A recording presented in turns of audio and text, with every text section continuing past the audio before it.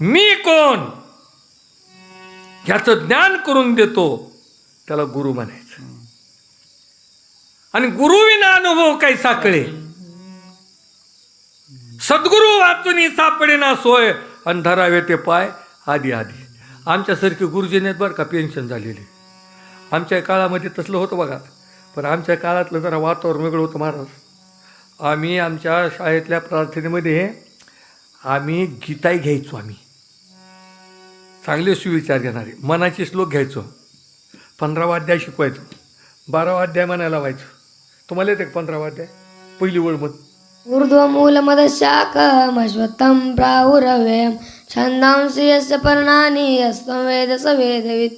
धन्यवाद. ह्याला म्हणायचे शुद्ध उच्चार, स्पष्ट उच्चार. आणि आम्हाला या संस्काराची गरज आहे. इतर विचार करण्यापेक्षा चांगले